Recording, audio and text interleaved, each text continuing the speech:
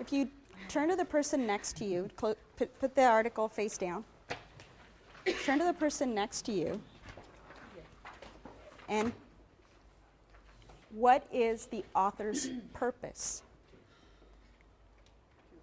Just by taking a quick look, a lot of you were highlighting the text features. Just a quick, what is the author's purpose? So make sure you both got a chance to speak. So when we do partner talk, if your partner hasn't had a chance to speak now, wrap up your thought and let your partner share.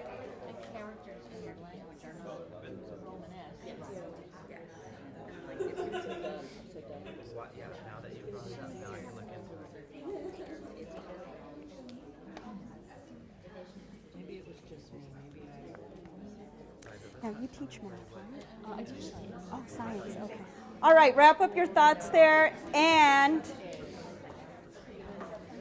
now, to the issue of motivation for reading, how many of you would like to actually read the article? And why?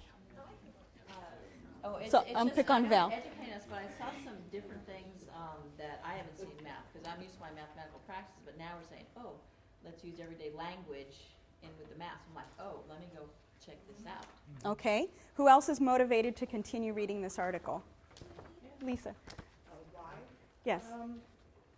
Because although I teach English language learners in the English aspect, I like to bring in the other things, the other concentrations, and discuss those as well. Like yesterday we talked about, I don't know how we got in a discussion with anthropology and geology, and it went from King Arthur, talking about King Arthur, and it went from archaeologist to anthropology, and have you seen the discovery? And it was just, being able to relate to them with the different languages.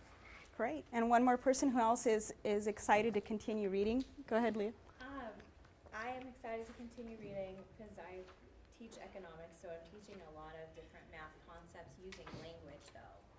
And so because I'm not just pure math, we will come across a formula in economics, but we have to explain it verbally and with language, a lot of specific language. And kind of the phrase in my class is that we know in common terms, but what does an economist think of that as? Mm-hmm. And so, I mean, everyday words like cost is very different to an economist than it would be to us lay people. So I want to know more about her strategies. Excellent. So I know as a district, we're working on elements of effective instruction, and my favorite element is the one on engagement, on overt and covert participation. So we did a little bit of both, right? And the turn to your partner. And this last piece about why are you motivated to continue reading? Let's say there was someone in the room that was just, I don't want to read this. And now we're hearing a couple of ideas, well, maybe. Now that's not to say we're going to have our high school students jumping up and down for joy with every reading piece we put in front of them. But by calling on a few students to share, why am I wanting to continue reading this? It's almost like watching a little preview for a movie, and it entices us to continue on with it, and so hopefully someone heard something that they hadn't thought about and their motivation was raised as well.